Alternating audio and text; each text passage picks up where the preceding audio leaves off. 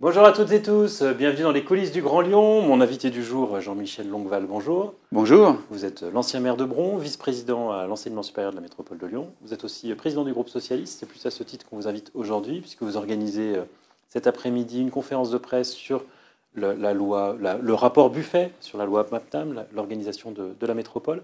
Quelle lecture vous faites, vous, de ce rapport Buffet ?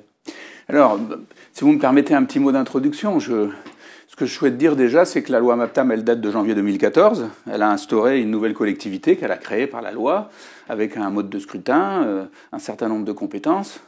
Et finalement, elle est jeune, puisqu'elle a été élue en 2020, donc avec une majorité, avec une alliance au deuxième tour d'un certain nombre de groupes de la gauche, un programme qui a été négocié, et donc on se retrouve dans une situation finalement somme toute assez classique qu'on a dans les municipalités, dans les régions, dans les départements. Et effectivement, du coup, c'est une collectivité qui s'est politisée, puisque par définition, si vous avez un mode de scrutin au deuxième tour qui fait émerger une majorité, des plans de mandat sur lesquels on a fait campagne, forcément, l'exécutif actuel applique ce plan de mandat. Donc ça, c'est un premier point. Il n'y a pas de surprise et c'était trop tôt pour faire un bilan. Oui, alors, déjà, ceux qui s'étonnent qu'il y a un exécutif issu des élections des urnes légitimes et qui applique un plan de mandat, je trouve ça quand même assez curieux. Et donc, ma deuxième remarque, c'est que ce rapport est prématuré. Moi, j'avais déjà dit, quand j'avais été audité par la mission d'information du Sénat, avec tout le respect qu'on doit aux sénateurs, parce qu'il y a des choses intéressantes, c'est qu'il est prématuré. Il est prématuré dans le sens où on n'a même pas laissé la mi-mandat, donc 3 ans d'installation d'une nouvelle collectivité majeure, avec des compétences importantes, un nombre d'agents important, et puis, vous l'avez suivi, toute la récupération des compétences d'action sociale sur lesquelles l'ancienne métropole, l'ancien Grand Lyon, l'ancienne Courline n'avait pas forcément. Prématuré peut-être, mais il y a des problématiques qui sont apparues dès le début du mandat, notamment celle de la représentation des différentes municipalités de la collectivité, avec une fronde des maires des communes de l'Ouest lyonnais notamment, qui a justifié ce rapport. Ce rapport ne leur donne pas satisfaction. Est-ce que c'est quelque chose que vous comprenez, vous ? Ah oui, tout à fait, mais ce rapport satisfait personne, en fait. C'est peut-être pour ça, d'ailleurs, que finalement, c'est peut-être un rapport qu'il faut regarder dans le temps, avec attention, sans trop avancer trop vite, mais en fait, il est prématuré, puis probablement un peu confus, puis il y a sûrement quelques motivations politiciennes, parce que, en fait, c'est un rapport où il y a toute une partie où on parle de la métropole, de son histoire, de ses finances, de ses compétences. Donc là, c'est un rapport d'information générale. Après, on travaille sur la remise en cause, finalement, de la loi MAPTAM, alors qu'elle vient juste d'être appliquée en 2020. Et puis, il y a un troisième volet qui est qu'on attaque la gouvernance du début du mandat. C'est un peu confus, c'est-à-dire il faut choisir. Alors finalement, sur la remise en cause de la loi MAPTAM, le rapport revient pas en arrière. Et ça, je trouve ça très bien, parce que une collectivité avec de telles compétences qui n'aurait pas une représentation démocratique plus égalitaire par rapport à avant, je veux dire, personne ne peut remettre ça en cause. Après, les questions de mode de scrutin, d'aménagement, de voir s'il y a des corrections, c'est bien légitime. La question de la gouvernance de début de mandat, on a, je crois, et là on est plutôt, non pas sur les maires des petites communes de l'Ouest du groupe Synergie, mais on est plutôt sur les maires LR, puisque, vous le savez, un certain nombre de communes ont des maires qui ne sont pas de la majorité métropolitaine, donc ça crée effectivement du débat, voire parfois des polémiques, voire des tensions. Notamment Bron, votre ancienne ville ? Oui, notamment Bron. Ceci dit, la question du rapport entre la métropole et les maires a toujours été présente, et quand on veut avancer sur des dossiers, on a besoin des communes. Parce que vous voulez travailler l'urbanisme, il faut des permis, vous voulez changer une voirie, il faut en parler aux maires. Donc avant, il y avait des négociations entre métropole et maire. Aujourd'hui, il y a des négociations entre métropole et maire. Moi, je suis de ceux qui pensent qu'il faut du débat, et les services de la métropole sont et même avant et encore maintenant, sont formatés pour ça. C'est-à-dire qu'en fait, les rapports, c'est entre les services, les délégations des vice-présidents et les maires. C'est pas forcément dans les CTM qu'on discute de tous les projets communaux, c'est avec les maires. Et donc, il n'y a rien de nouveau là-dessus. On est des fois d'accord, des fois pas d'accord. Quand vous avez un programme de l'exécutif... De nombreux maires sont montés au créneau pour dire qu'ils étaient insatisfaits du fonctionnement qu'ils qualifient d'autocratique de Bruno Bernard. Le nombre de maires de droite droite, ou de centre-droit, ou de l'Ouest lyonnais qui sont indépendants. Ok, donc, et puis dans le rapport, il est marqué que... Des maires de droite qui étaient souvent dans l'alliance dans laquelle vous étiez auparavant avec Gérard Collomb. Sauf que la loi MAPTAM a changé les rapports et a politisé l'Assemblée. C'est pas de la faute du président actuel, il n'y était pas. C'est pas de la faute de la majeure partie de l'exécutif actuel, il n'y était pas.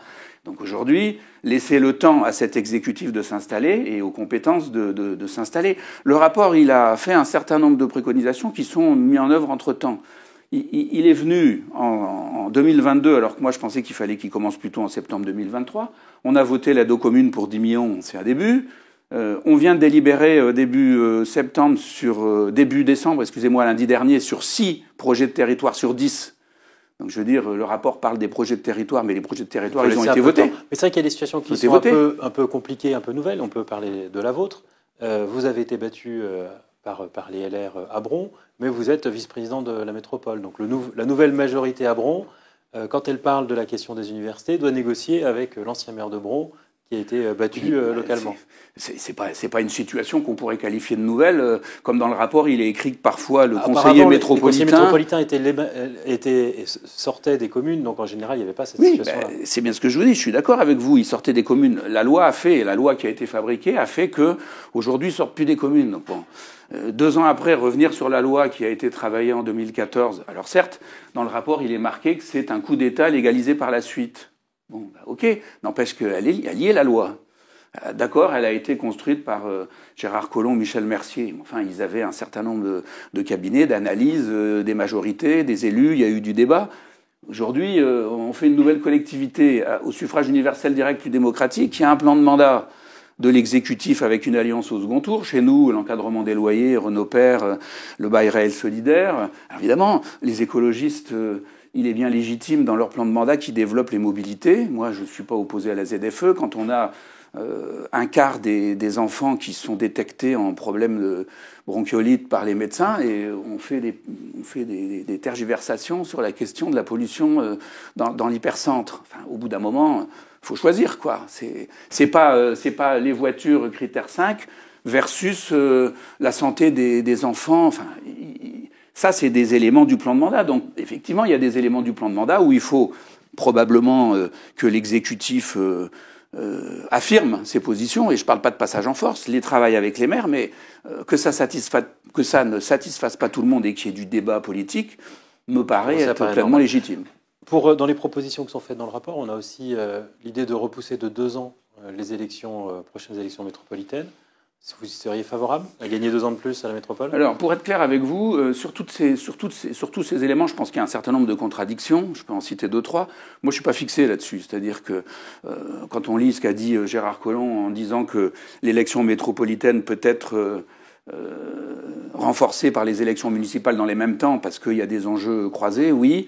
De dire que le décalé de 2 ans, ça installe plus dans l'esprit collectif des habitants le fait que c'est une élection spécifique de la métropole, je suis pas contre non plus. Donc bon, ça, c'est pas à mon avis des éléments majeurs.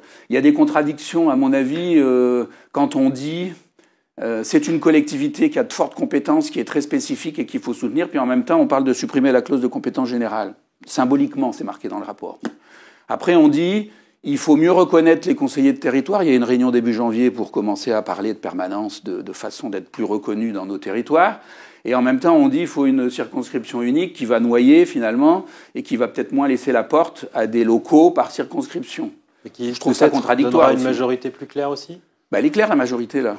Vous ne souhaitez pas une circonscription unique? Disons que là encore, ça fait partie de propositions intéressante de ce rapport d'information qu'il faut approfondir. C'est-à-dire on ne peut pas d'un coup, sur des propositions qui modifient le mode électoral, avoir des positions. Moi, aujourd'hui, on a un certain nombre de circonscriptions, et dans le rapport, ils disent qu'il faut mieux structurer ces circonscriptions, faire concorder les périmètres de conférence des maires et les circonscriptions, puis en même temps, ils disent qu'il faut une circonscription unique. Il faut choisir. Donc pour vous, ce rapport n'est pas clair. Je pense qu'il parfois, il est prématuré, donc parfois il peut être un peu confus, et il met à jour, je ne dis pas qu'il est confus, il met à jour des contradictions qui méritent probablement d'être explorées, mais qui sont à mon avis pas des éléments de fond. L'élément de fond, c'est quand même qu'il y a une loi MAPTAM, un nouveau mode électoral, une politisation qui est d'ailleurs voulue par tout le monde, qui n'est pas voulue que par les écolos. Voilà. Si on se projette sur 2026-2028, on entend de plus en plus parler de listes différentes à gauche, une liste qui pourrait être une alliance socialiste entre Sandrine Runel et Nathalie Perrin-Gilbert. Vous seriez favorable à ce qu'il y ait une liste de gauche indépendante des écologistes qui se présente? Moi, j'ai toujours été pour l'union de la gauche, mais ça, c'est un point de vue, non pas de président de groupe socialiste de la métropole, mais un point de vue plus personnel.